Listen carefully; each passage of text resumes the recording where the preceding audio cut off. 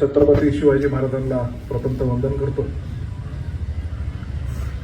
आदरणीय आपले सर्वांचे दादा अजितदादा हे आपल्यात नाही ही कल्पना कोणीच करू शकत नाही. अशा त्या दादांच्या प्रती अभिवादन व्यक्त करतो. आपले जुन्नर तालुक्यातले सर्वांचे लाडके नेते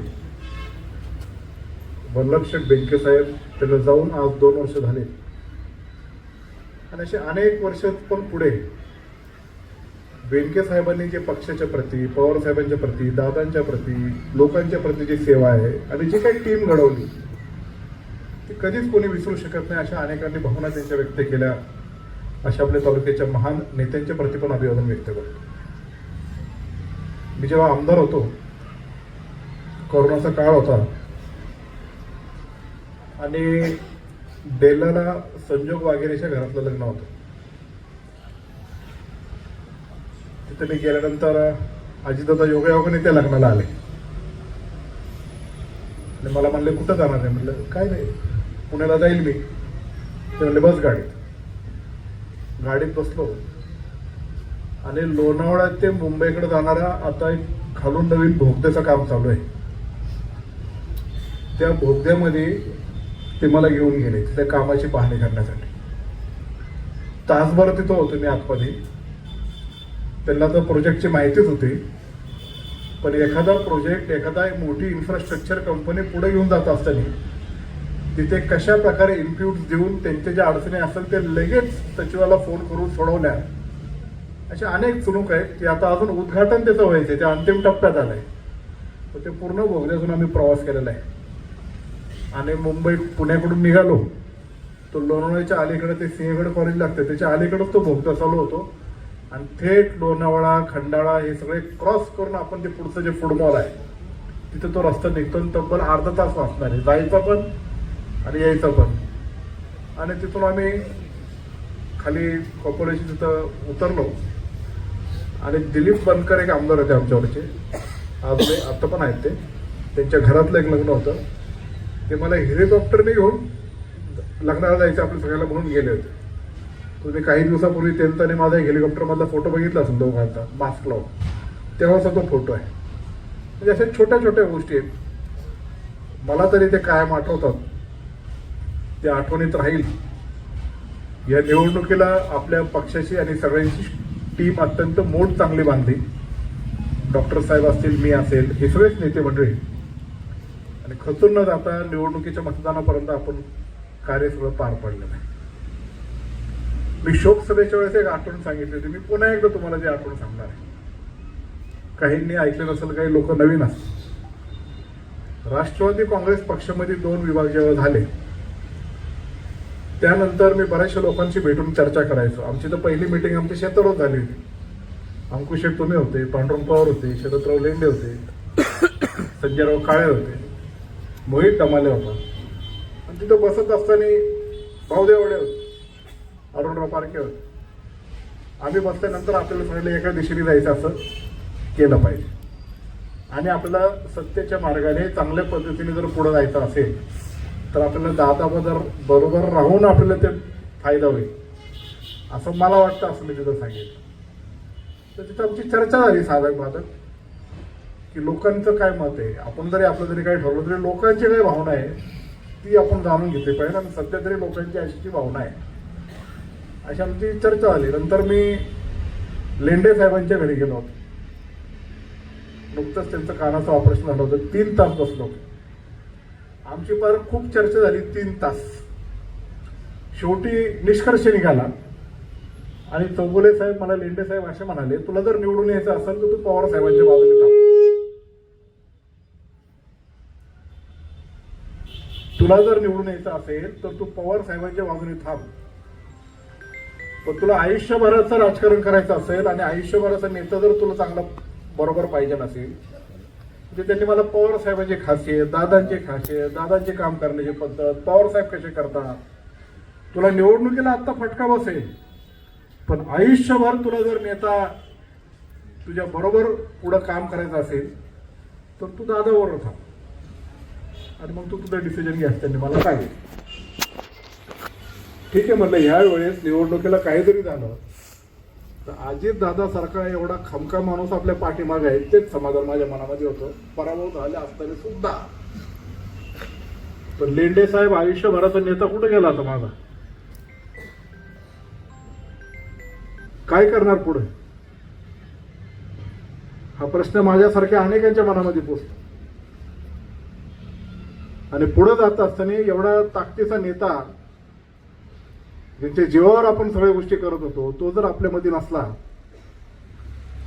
तर पुन्हा एकदा सुरुवातीपासून शून्यापासून वल्लभशेठ बेनके साहेबांचा दोनदा पराभव झाल्यानंतर जेव्हा सगळे एकत्र आले पुढे गेले, तशीच परिस्थिती आता परत निर्माण झाली आहे.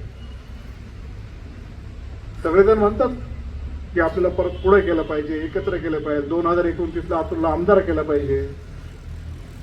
मला पुन्हा एकदा सगळ्यांना सांगणं आहे की मीच आमदार व्हावा अशी माझी इच्छा नाही. पण बाबांनो, सगळ्यांना विनंती आहे, एकमेकाचा सगळ्यांचा स्वार्थ बाजूला ठेवा.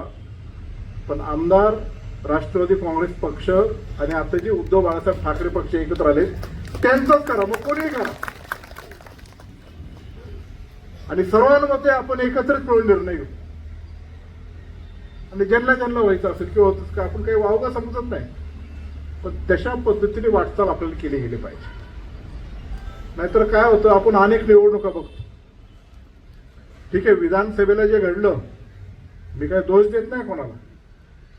माझा वैयक्तिकरित्या माझा जरी पराभव झाला असेल तर कुठल्याच व्यक्तीशी माझा रोष नाहीये. का तर परिस्थितीच तशी होती. जेव्हा जेव्हा लेंडे साहेबांनी सांगितलं, अनेकांना ते माहित आहे की तालुक्यामध्ये विकासाचा निधी देत असताना अजितदादांनी कुठं मागं पुढं पाहिलं नाही. मी प्रत्येक गटामध्ये तिथल्या नेत्यांना एकत्रित घेऊन त्या गटाचं नियोजन बारकाईने आपण करत होतो. आता नियोजन करत असताना कोणी कोण कसं वागलंय, कशा पद्धतीने काही लोकांनी केलं, त्यांना माझा तर विसर पडलाच, अजितदादांचा पडला. त्याच्यात काय काय गोष्टीमध्ये त्यांनी मलेदा खायचं काम केलं आणि कशा पद्धतीने केलं तर यांनीच केलं, यांचा काही संबंध नाही. अशा प्रकारचं जे चित्र निर्माण झालं त्याच्यात माझी पण चूक आहे असे म्हणतो. पण इथून पुढं आपल्याला जात असताना आपला जो नगरसेवक असतील, आपले जे जिल्हा परिषद सदस्य असतील, ज्या परिस्थितीतून ज्या प्रसंगातून आपण निवडून आलोय त्याचं भान पक्षाच्या प्रती आपण काहीतरी देणं लागतं याचं ठेवलं गेलं पाहिजे. आता जिल्हा परिषदेचे सत्ता राष्ट्रवादीचे, आपल्या सगळ्यांचीच भावना आहे की जिल्हा परिषदेचं एखादं मानाचं पद आपल्या तालुक्यात आलं पाहिजे. येणार ना, का नाही येणार? मी तसा आग्रह धरणार आहे. पण ते आल्यावर यांच्यातच नाराजी नाही झाली पाहिजे. तसं काही गोष्टी घडतात, काय प्रत्येकाला आपण न्याय देऊ शकत नाही. पण आपण जिल्हा परिषदेतून काय प्रसंगातून पुढे गेलो, तिकिटापासून प्रचारापासून सगळ्या गोष्टी म्हणून हे सगळे लोक, ही सगळी नेते मंडळी आपल्यावर राहिले ना. नाही पुढे काय एखादं पद लगेच मिळालं किंवा काहीतरी गडबड झाली किंवा पक्षाने एखादी पॉलिसी ठरली असेल सगळ्यांनी मिळून, त्याच्यानुसार दोष देऊन परत आता कोण काय करल या निवडणुकीमध्ये. आता प्रत्येकाने, तुषार भाऊ तुम्ही उदारचा उल्लेख केला, जेव्हा सगळेजण आपण सगळं देण्याच्या माध्यमातून एखाद्याला पुढे तिथे नेतो आणि कसोटीच्या, आव्हानाच्या, संघर्षाच्या काळातच तो तुझ्या स्वार्थासाठी जर आपल्यावर नसेल तर काय करायचं?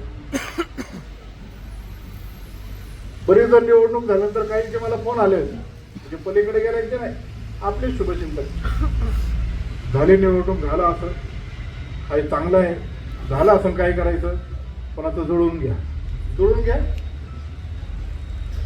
काय करायचं मला तुम्हाला सांगायला विचारायचं. आता नाही साहेब जे गेलेत ना त्यांना तिकडे जाऊ द्या, आता नको, त्यांना घेऊ नका. आपण मग काय होतं? कार्यकर्त्यांची फरफट होईल, आमच्या बोकांनी बसून नाही बरोबर आहे, नको नको. आम्ही निष्ठेने काम करून काय फायदा आमचा? बेनके साहेबांसारखी तुमच्या शब्दाला धार द्या. साहेबांनी जसं कार्यकर्ता ओळखलं तसं तुम्ही अंकुश, तुम्ही सुद्धा कार्यकर्त्याला ओळखा, इतरांना मोठं करू नका. आमच्यासारखं आम्ही घरावर तुळशी पत्र आपली सगळ्यातूनच परत मी आम्ही तुम्हाला सांगतो, आपली जी संघटना आहे आपण काय एकमेकाचे कामगार किंवा पगार घेणारे माणसं किंवा मी तुमचा मालक किंवा हे कोण मालक असं काही नाही. आपण हृदयाला हृदय जोडणारे एका माळेत प्रेमाच्या एका विचाराने गुंतलेले सगळे माणसं आहेत आणि ते एका जिल्ह्याने एका विचारात चालले. इतर पक्षाचं मी सांगू शकत नाही. इतर म्हणजे शिवसेना उद्धव ठाकरे नाही, इतर लोक जे आहेत मी म्हणत तसंच झालं पाहिजे, असं करा तसं करा. आपल्या पक्षाची लोकशाही पद्धतीची शिकवण आहे. यशवंतराव चव्हाण पवार साहेब अजितदादा हे आपली संघटना आहे. आपले एकत्र ठरलं असं करायचं. शिवसेना उद्धव बाळासाहेब ठाकरेच्या मान्यवरांनी सांगितलं ना आम्ही तुमच्यावर राहणार, पण ठीक आहे ना, वरती काय घडामोडी झाली जुन्नर मध्ये आपण एकत्र राहायचं. मग एकत्र राहत असताना आपला विचार असं पुढे जात असताना मला तुम्हाला एक आवर्जून आता इथं गोष्ट सांगायची आहे. ठीक आहे, आता आपली टीम बसती, प्रत्येक जण आपल्या परीने काही ना काही करत असतो, पण शिस्त मोडली तर त्याला परत पक्षामध्ये थारा नाही. आणि ज्यांनी ज्या ज्या गोष्टीच्या माध्यमातून कितीतरी विनावण्या करून हे जर असं कृत्य केलं असेल तर हे काय आम्हाला मान्य नाही. मग आम्ही असं केलं तसं केलं, काले होतो ना आलं होते पुढे होतो येऊच नको तू, हे आपल्याला मान्य नाही. काय मताचा फटका बसला तर बसू दे. वल्लभ शेट्टी शिस्तीत आणि विकासाचं राजकारण केले. ठीक आहे, समजून उमजून घेऊन सगळ्यांपेक्षा लहान आहे तो वेळ सांगणार मी असं तुमच्यापेक्षा मोठा आहे तुम्हाला सूचना करतो, पण हे न्यायचं कोणी पुढं. आणि नेत असताना तुम्ही जर माझं ऐकत नसल तर ज्या शिस्तीने मी अन्याय करणार आहे, बरोबर अन्याय केला तर बोला, तर ज्या शिस्तीने आपला पक्ष पुढे न्यायचा असेल त्याच्यातून एक तरी व्यक्ती अशा पद्धतीने गोष्टी करत असेल, माझ्या मनासारखं नाही झालं तर मी असं करेन तसं करेन, लूज टॉक जर बाहेर गेलं माझ्या कानावर आलं त्याच्यामुळे जागेवरच वाद आणल्याशिवाय राहणार नाही. असं चालणार नाही. शिस्त म्हणजे शिस्तीनेच केलं पाहिजे. ठीक आहे, वाटतं ना काय बोलावं मला येऊन सांगा. इकडे तिकडे बोलायचं नाही, असं केलं नाही, हे नाही केलं ते नाही केलं. काय परिस्थिती आपली डिंगोर गटामध्ये? डिंगोर गटामध्ये आम्ही सगळे एक आलो, एक जीवाने एक विचाराने पुढं जायचं ठरवलं, सगळ्यांशी विचारून. ठीक आहे, आता 4 इश्यू तिथे होते ना, नव्हते का? पण एकदा आपला निर्णय झाल्यानंतर तिथं आपल्या जिल्हा परिषदचा इच्छुक उमेदवार त्याला म्हणला अरे तू पंचायत समितीला थांब. नाही म्हणला ती पाहिजे जिल्हा परिषद पाहिजे आणि पंचायत समिती असं बघू. त्यात मला काही नेत्यांनी सांगितलं तो दोनदा तिकडे जाऊन आला. पंकज तुझ्या लक्षात आलं हे बरं. परत तिकडे गेल्यावर पण तिकडे पंचायत समिती रडली. काय झालं त्याचं? नाही तुझं नाही सांग. हा म्हणजे या पद्धतीने माझ्या स्वार्थासाठी पक्ष कुठल्याही प्रकारचं जर वेठीस धरत असेल ते चालणार नाही. कैलास गावकरच्या मंडळीला आशा गावकरला आपण तिथं पंचायत समितीचं सदस्य केलं. सोनाबाई दाभाडे ती छोट्या गावातली, मी अंकुश शेटला म्हणत होतो ती छोट्या गावातली नको नको, ती म्हणजे ती माझ्या विश्वास ठेवा, मी सगळीकडे फिरलोय, आपलं असं करायचंय. मी पण आवाज घेतला तळ्यापासून रिंग रोड पासून. लोक नाही म्हणले तीच बाई बरी आपल्याला, ती एवढी चांगली गावचा कारभार तिने केला, लोकांनी तिच्यावर विश्वास ठेवला, ती जिल्हा परिषद सदस्य झाली. निलमताई आमले आपली तिथून चांगला संघर्ष केला, किती आव्हानं तिच्या समोर उभी राहिली. पण काही लोक जे आपल्यातले आहेत त्यांनी कुणी कुणी केले ते सल्ला खोटा आमच्याकडे आहे, आम्ही पक्ष नेतृत्वाकडे पाठवणार आहे. यांचं काय करायचं ते तुम्ही ठरवा आणि आमचं असं मत आहे की ही परत आपल्यात नको. पण आपण त्या डिंगोर गटामध्ये 3 सीटा काढली. नंतरचा उत्तूरचा गट, ज्या लोकांना आपण आजपर्यंत शून्यापासून वरती येऊपर्यंत सगळ्या गोष्टी केल्या, घरातल्यासारखं वागवलं, ते कशा पद्धतीने पुढे गेले. बरं पार्टी 3 ना यांचे प्रवेश कधी 12 वाजता, 3 वाजता, 2 वाजता. सकाळचा कुठला प्रवेश झाला समजचे काय तुमचं उत्तूरवाल्यांचं काय कळतच नाही. रात्रीचं कधी रात्रीचा झाला. पण ते झाल्यानंतर काय भाषण ती माझ्या आईला रडवलं, 1.5-2 कोटीची अपेक्षा केली. काय आमच्या तो ओझरच्या गावाला आहे. अहो आमची जी 5 गावं आहेत, 2 ओझर, 2 हिवरे, तेजेवाडी, ढिकेकरवाडी, आम्ही सगळे पोरांची बैठक घेतली. इथं आहे ना निरंजन आहे, केतन कुमार आहे, घेतली होती का नाही? काय ठरलं बैठकीत? सगळे गाववाले म्हणले तू व्हावी अशी आमची इच्छा आहे. राष्ट्रवादी तिकीट दिलं तर ठीक, नाही तर तू पंचायत समितीला उभी राहा. तू काय लय मोठी झाली असं नाही, म्हणजे वयाने आहे, तू करणारी आहे, पण जरा दमाने घे. दमाने तर काही घेतलंच नाही. आणि ज्या प्रकारची जी भाषा वापरली तिथं काय आमच्या गावाल्यांना पटलेली नाही. आणि अशा पद्धतीने कोण पुढे जर अशा पद्धतीने चॅलेंज करत असेल ते काय आपल्याला जमणार नाही.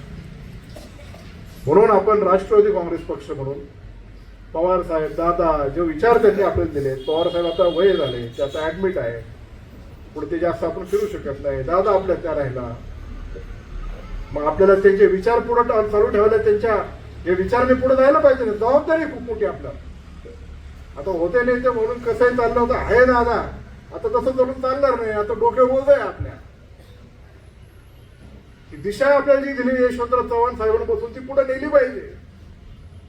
आणि ती जर आतापासून आपण अशीच वाईपट सारखी बिघडत राहिली, त्याला मी जर गांभीर्याने घेतलं नाही तर कसं जायचं पुढं आपण. आणि मी जेव्हा गांभीर्याने घेतोय तेव्हा आपल्या सवंगडी म्हणून आपण सगळेजण इथं वल्लभ शेठचे द्वितीय पुरस्कार जमलेलो आहेत. काय म्हणते वल्लभ शेठ आपल्याला? असं चालणार नाही. शिस्तीने पुढे गेलं पाहिजे. अहो जे जवळची मंडळी आहे जिथं तुषार शेट्टी उल्लेख केला, जे आपले नेते होते, का ते उमेदवार पसंत नाही. तर उमेदवार पसंत नाही पण निवडून कोण येणार ते तरी सांगा. असं चालणार नाही. पक्ष शिस्त ज्यांनी मोडली, परत सांगतो, यांना पक्षात थारा नाही. आणि इथून पुढं फिरायच्या पाटील जो असं वागेल त्याने परत आमच्या दारात यायचं. आमच्या दारात म्हणजे आमचं बेनकेंना बनत नाही. आता आपण पक्ष म्हणून बसलो पिंपळवंडीला. आता अध्यक्षांनी मला ते म्हणलं की सूचना दिल्या की जिथं आपले एकदम सीट येईल का नाही अशी परिस्थिती, त्याच्यामध्ये त्याने धाडस दाखवलं. आणि विजय कोरडे जो विजयराव आहे की इकडे ज्यांनी उभं राहिलं, धाडस दाखवलं, तरी धाडस दाखवलं मला मान्य आहे. तशा आव्हानात्मक परिस्थितीमध्ये 3 महिन्यापासून तोच म्हणायचा मला उभं राहायचं. तुला बरं उभं केलं का? इच्छा होती ना. मग त्याला आम्ही उभं करत असताना तो निवडून कसा येईल? तसं आता इथं नारायणगाव मध्ये प्रियंकाताई उभी राहील. 3 महिन्यापासून तिने चालू केलं होतं. ती चांगली काम करणारी मुलगी आहे. ठीक आहे, इथं आव्हान होतं, मी काय मानत नाही की आव्हान नव्हतं. धाडसाने पुढे गेलो. पण डे 1 पासून पिंपळवंडीतले असतील, आळेतले असतील, नारायणगावतले असतील, वारवळीतले असतील, इथं जे उपस्थित असतील, आता जे आले तिथं, त्याने पहिल्या दिवसापासून काय होणार आहे मग कसं काय, त्यांची मीटिंग घेऊन प्रत्येकाला सांगितलं असं करायचं. काय आता काय शाला काय करायचं काय नाही करायचं अशी भावना. अरे रणात लढलो, हारलो, त्याला काय मी काही कमीपणा मानत नाही. पण एकदा मेहनत उतरल्यानंतर तू कष्टच केले नाही, तू प्रयत्नच केले नाही, असा कार्यकर्ता काय काम असतं. जर निवडणूक म्हणून आपण राष्ट्रवादी काँग्रेस पक्ष म्हणून लढत असेल आणि सोयीची भूमिका घेऊन जर असे वागत असेल, अशी लोक संघटित नसली तरी चालते. नवीन टीम जी आता ही पाटे घेरेमाळ्याची पोरं काय जेव्हा राम करून परत गावठण्यातली असतील नवीन पोरं आहेत सगळी. ते वारुवाडीमध्ये जेव्हा जेव्हा मोठे मोठे नेते उलागले तिथे सगळी तरुणांनी हातात इलेक्शन घेतली आणि तिथं सबस्टेशनल चांगले वोट्स अशा प्रकारचे वारुवाडीचे परत त्यांना घेऊनच पुढे जाणाऱ्या यांच्या इथं प्रत्येक गावात असेल, प्रत्येक ठिकाणी पोहोचला, लढला, पेनिट्रेट केलं, सगळं बोललं. पण जेव्हा उमरतचा याचा कार्यक्रम झाला होता ना, तेव्हा मी याच्या कानात एक वाक्य सांगितलं. काय सांगितलं माहित नाही सांग. एक असं मला म्हणाले होते, समाजामध्ये जगामध्ये प्रसिद्धी मिळवणं फार सोपं आहे, पण लोकप्रियता मिळवणं फार अवघड असतं. आणि मला म्हणाले इथून पुढे तुला लोकप्रियता मिळवायची, प्रसिद्धी तुझी झाली. इतकं मोठं वाक्य मी ऐकलं आणि त्या वाक्याचा मी आजपर्यंत विचार करतोय आणि समाजामध्ये काम करणार आहे त्या वाक्याच्या अनुषंगाने. मी कॉलेजला होतो आणि कॉलेजवरून जस्ट इथं आलो. इथं आमच्या गावात शिवसेना राष्ट्रवादी लढत, नारायणगावची यात्रा होती. प्रत्येकाचे सेनेचे लिडरशिप बोर्ड लागले इथं की अमुक अमुक व्यक्तीकडून यात्रेकरूंचं स्वागत. आता आमची सगळी पोरं म्हटली आता वल्लभ शेठ काही परवानगी द्यायची नाही, त्यांनी फोटोग्राफर माझे इथं फोटो काढले. तेव्हा मला दाढी मिशा पण नव्हती, म्हणजे होती पण मी शेव करायचा. आणि 8-10 बोर्ड लावून टाकले की राष्ट्रवादी काँग्रेस पक्ष आणि युवा नेते अतुल बेनकेडकर हार्दिक स्वागत. आणि ते वल्लभ शेठच्या कानावर गेले. ते म्हणले इकडे.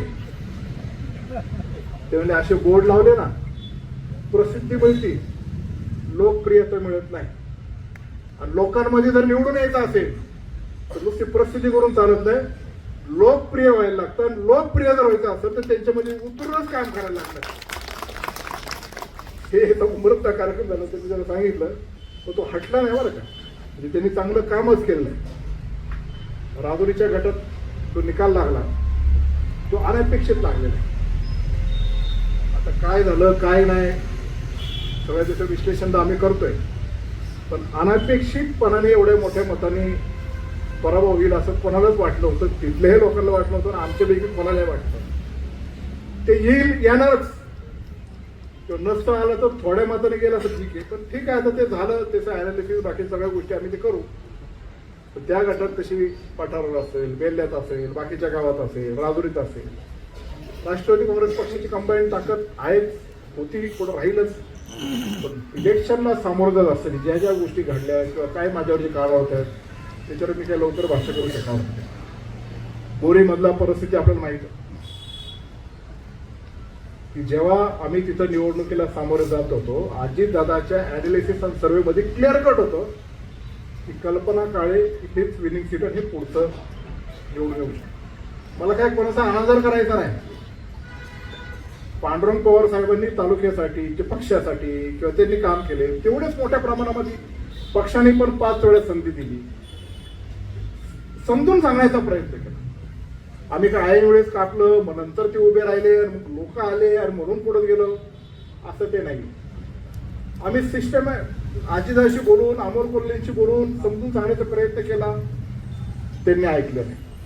आजीदादाने फोन केला की असं चालणार नाही, तू पक्षाचा अध्यक्ष आहे, तुम्हाला माघार घ्यायला लागेल.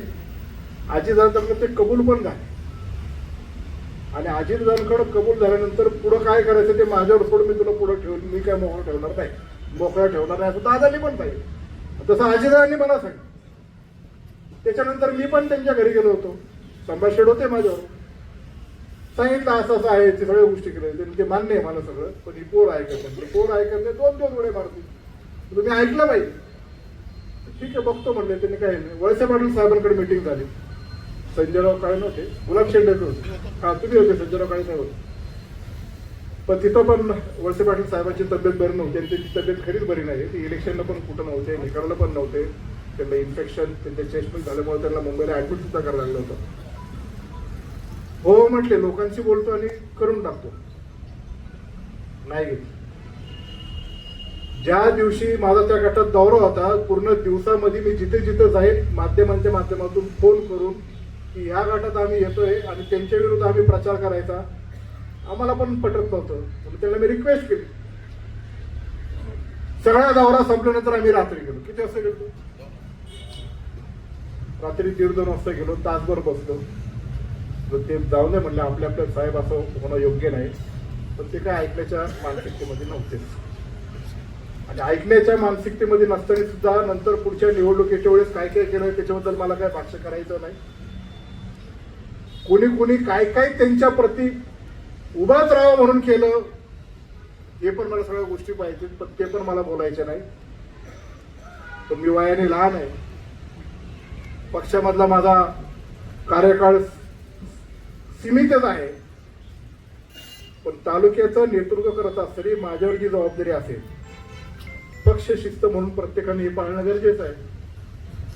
मग तिथं आपला राष्ट्रवादी काँग्रेस पक्षाचा सीट निवडून येण्यासाठी आम्हाला पण एक नेते म्हणून, कार्यकर्ते म्हणून प्रत्येक गावात कशा कशा पद्धतीने काय काय रणनीती आखायला लागेल त्या आखण्याचा प्रयत्न केला आम्ही. आणि त्यातून राष्ट्रवादी काँग्रेस पक्षाला चांगल्या प्रकारची मोठी साथ तिथं दिली. शिवसेना पक्षामध्ये काय झालं त्याच्यावर मी भाष्य करणार नाही, पण तिथले उद्धव बाळासाहेब ठाकरे पक्षाचे कार्यकर्ते हे सुद्धा आपल्या उमेदवाराच्या पाठीमागे उभे राहिले आणि तिथली जिल्हा परिषदची सीट आपली किती मताने आहे? 1632 मताने आहे. हा विजय पक्षाचा आहे, सर्वसामान्य कार्यकर्त्याचा आहे, नीतिमत्तेचा आहे. आणि शिस्तीचं पालन जर केलं नाही तर कुठलाही जरी दिग्गज असला तर लोक काय करू शकतात हे काही सांगू शकत नाही. पण अशा आव्हानात्मक परिस्थितीमध्ये कल्पनाताई जिल्हा परिषद सदस्य झाल्यानंतर त्यांच्याकडून लोकांची अपेक्षा पण वाढली आणि लोकांची त्यांच्या प्रती अपेक्षा वाढत असताना जिल्हा परिषद आणि जिल्हा नियोजनची पूर्ण ताकद म्हणजे त्यांच्या प्रती नाही सगळ्या उमेदवार जे असतील की त्यांच्या पाठीमागे खंबीरपणे उभे करण्याची जबाबदारी डॉक्टर अमोल कोल्हेंची असेल, शिवसेनेचे वरिष्ठ नेते असतील सचिन अहिर वगैरे, मी असेल, आमची सगळी ही नेते मंडळी असतील आणि विशेषतः सुनेत्राताई पवार असेल, आम्ही सगळे यांच्या पाठीमागे भक्कमपणे उभा आहे. सावरगावमध्ये पण निर्णय होत नव्हता, तिथं पूजाताई आपली इच्छुक होती पण तिने पण मोठ्या मनाने तिला सांगितल्यानंतर तिने ऐकलं.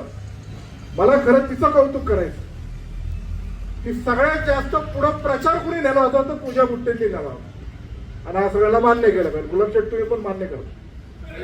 जेवढा मोठ्या प्रमाणात पैसे खर्च केले, पक्षाला तिथे नवसंजीवनी आणण्यासाठी गोष्टी केल्या, पण तिने ऐकलं, अजितदादांचं ऐकलं, माझं ऐकलं. ती थांबली. पक्षाचा एकजुटपणा, शिवसेनेचा एकजुटपणा आणि तिथं काय आव्हानं, काय भाषणं. आताचे आमदार तर गुलाब शेट्टीवर काय काय बोलवलं, प्रतिस्पर्धी उमेदवार होते ते काय काय बोलवलं. अशी नीतिमत्ता सोडणारे आपण लोक नाही. एक वेळेस संभाषित तुम्ही असेल, तुमचे नेते असतील, कशा प्रकारे वादळे घडू शकत याची आम्हाला कल्पना आहे. पण आम्ही तशाप्रमाणे पुढे बोलत नाही किंवा वागत नाही. पण अशा पद्धतीने एखादा उमेदवार हीन पद्धतीची भाषा वापरणं हे योग्य नाही. पण गुलाब शेठची सीट निघाली याच्यात आमच्या राष्ट्रवादी काँग्रेस पक्षाला खूप मोठा आनंद आहे. सगळ्याच तिथले अमित असेल किंवा महादू शेठला पण चांगले मतं मिळाली. वरती माहीत आहे उभे असताना तिथं तर अख्खा संचच्या संच. आणि मला एक गोष्ट सांगायची, एखादा उमेदवार, एखादा नेता, एखाद्या गोष्टी तिथल्या तर उभे राहत असताना आपले लोक जर सांगत असेल नका देऊ, ठीक आहे, तुम्ही संघटनेचे लोक आहेत, नाही देतो. पण इलेक्शन ही इलेक्टिव्ह मेरिटमध्ये असताना आपण कशा पद्धतीने पुढे जाणार आहे, त्याच्यात पुढं काय जायचं हे गोष्टी नाही.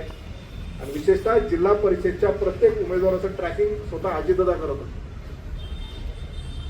आणि म्हणून तिचा एखादा निर्णय झाल्यानंतर ज्यांनी अजितदादा असतील, अतुल बेनके असेल, त्यांच्या माध्यमातून जे काही वैभव प्राप्त केलेलं आहे त्यांनी असं वागावं. आणि अजितदादा आपला नेता गेल्यानंतर अशा कसोटीच्या प्रसंगामध्ये असं वागावं विनंती करून सुद्धा हे योग्य नाही. आणि अशी शिस्त आपल्या पक्षाच्या सर्वोच्च नेता गेल्यानंतर एखादा वागू शकतो. तो कोण काय वागला आणि कोण काय करण्याची गॅरंटी राहिली. अहो, इथं आपण एक जीवानी एका विचाराने सर्वजण इथे एकत्र झालोय आणि उद्या तुमच्यासाठी आम्ही सगळ्या गोष्टी करायची. आणि एक गोष्ट तुमच्या मनासारखी नाही वागायला तुम्ही तिरकं वागायचं, इथून पुढे चालणार नाही. Direct get out. आता नाही सहन करणार. जुन्नर शहरामध्ये निवडणूक लढलो, रोपकान आहे एकदम. शादी खानाला किती निधी दिला? 2 कोटी रुपये दिला. म्हणजे मुस्लिम लोकांना लग्न करण्यासाठी त्यांचा हक्काचं ठिकाण म्हणून आपण तिथे शादीखाना उभा केला. बेनके साहेबांनी 1 कोटी रुपये दिला. नंतर मी आमदार झाल्यानंतर 1.25 कोटी रुपये दिला आणि ते आपण इमारत पूर्ण केली. ती इमारत किती भव्य आहे ती बघा. आणि एवढ्या सगळ्या गोष्टी करत असताना फक्त सेक्युलर वोट डिस्ट्रीब्यूट व्हावे म्हणून काही लोकांनी एक नगराध्यक्षाचा उमेदवार प्लांट केला आणि आपली सत्ता घालवण्याचं काम केलं. ठीक आहे, त्यांनी निवडणुकीची स्ट्रॅटेजी वापरली किंवा त्या पद्धतीने पुढे गेला. पण आता काय, आता कोण आहे बघायला. ज्या चांगल्या मनाने राष्ट्रवादी काँग्रेस पक्ष म्हणून आम्ही पुढे जातो. राष्ट्रवादीमध्ये मी जेव्हा जेव्हा राष्ट्रवादी म्हणतो तेव्हा दोन्ही राष्ट्रवादी म्हणतो. आता दोन्ही राष्ट्रवादी काही वेगळे नाही. आमचे 2 अध्यक्ष आहेत, तुषार आणि विकास. हे दोन्ही अध्यक्ष म्हणून जॉईंटलीच काम करणार आणि युबीटीचे आपले संभाजी असतील. पुन्हा आपण जेव्हा तिथे जुन्नर शहराच्या दृष्टिकोनातून एका दिलाने एका विचाराने काम करतो, त्याचं भान मात्र प्रत्येकाने ठेवलं पाहिजे आणि त्या दृष्टिकोनातून पुढे जात असेल, निवडणुकीचा काळ असेल, त्याची स्ट्रॅटेजी कशी आखली पाहिजे, कशा पद्धतीने आपण पुढे जायला पाहिजे, त्याचा विचार आपण प्रत्येकाने केला पाहिजे. आता पंचायत समितीची मेजॉरिटी आपल्याकडे नाही, म्हणून सभापती उपसभापती कशा पद्धतीने पुढे जायचं हे आता देवालाच माहिती. हा ते आता जेव्हा तेव्हा होईल तेव्हा आपण बघू.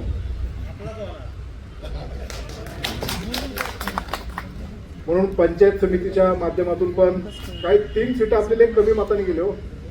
या कमलताई दांगड 125 मताने गेल्या, म्हणजे लीड त्यांचं 200-250 राहिलं, पण निम्म मतं इकडे गेल्या.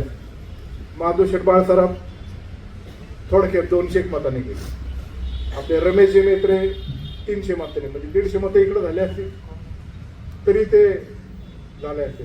रमेश मेत्र तर 21 बूथ पैकी जवळपास 15-16 बूथवर आघाडीवर आहे. जे काही 4-5 बूथमध्ये ते मागे राहिले त्याच्यातूनच आपल्याला तो जागा फटका जरा बसतो. असं थोड्यावरून काही सीटं आपली गेली, पण जरी गेल्या तरी राष्ट्रवादी काँग्रेस पक्षाचा प्रत्येक उमेदवार तो जिंकलेला असो नाही तर पराभव असो, तो आमचा जिल्हा परिषद सदस्य आहे.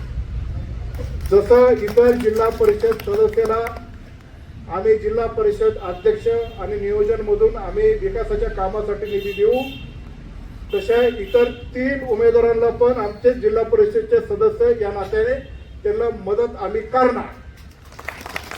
जिथे जिथे पंचायत समितीचे सदस्य आपले नसतील त्यांना पंचायत समितीच्या माध्यमातून ज्या ज्या बैठका असतील तिथं मी स्वतः येऊन व्हिडिओला घेऊन आपले सदस्य घेऊन त्यांच्या विभागातले जे काम असतील ते करण्याचं काम आपण करणार. कारण लोकांना आपल्याला आता वाऱ्यावर सोडून चालणार नाही, लोकांना चांगल्या दिशेने आपल्याला पुढे घेऊन जायचं आहे. नाहीतर ह्या तालुक्यामध्ये वर्ष-दीड वर्षातच आणागोंदी मारलेली आहे, ती पुढे आपल्याला माजून द्यायची नाही. एक चांगल्या विचाराने चांगल्या दिल्याने हा संकल्प आज आपण इथं करूयात. एवढं मी तुम्हाला इथं सांगतो. आता 19 तारखेला शिवजयंती आहे.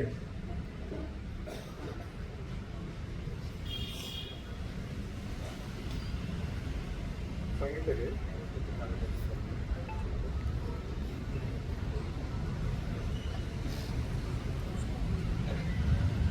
शिवजयंती आहे. शिवजयंतीचा उत्सव आपला 3 दिवस अत्यंत चांगला धूमधडाक्यामध्ये पार पाडणार आहे. आपण सर्वांनी पण एक आयोजक म्हणून इथले तालुक्यातले सगळेच त्याच्यामध्ये आपल्या परीने जसा आपल्याला सहभाग घेता येईल आणि ती शिवजयंती अत्यंत चांगल्या पद्धतीने चांगल्या दिमागदार पद्धतीने कशी पुढे नेता येईल त्यासाठी आपण सर्वजण एकत्रित एक दिलाने प्रयत्न करूयात. आणि पुढचे आपले जे अजून कार्यक्रम असतील, मी तरी आता विधानसभेची निवडणूक झाल्यानंतर थोडंसं माझ्या वैयक्तिक कामधंदा असेल किंवा सगळे वेगळ्या वेगळ्या पद्धतीने सगळ्या गोष्टी झाल्यामुळं थोडंसं अलिप्त झाला असेल. पण आजपासून मी त्या दिवशी सांगितले, आजपासून त्या दिवशी सांगितले, आजही ते सांगतोय की जुन्नर तालुक्याचा आमदार म्हणूनच मी इथून पुढं काम करत राहणार. आपल्याला स्टेट गव्हर्नमेंटचे, DPCचे, नाबार्डचे, इतर जिल्हा परिषदचे जे जे नियोजनाचे काम करायचे, जे जे आपल्या तालुक्यात दौरा करायचे, जे MSEBचे प्रश्न असतील, महसुलीचे असतील, आपले इरिगेशनचे असतील, त्या पद्धतीनेच आपल्याला पुढे आता काम चालू ठेवायचे.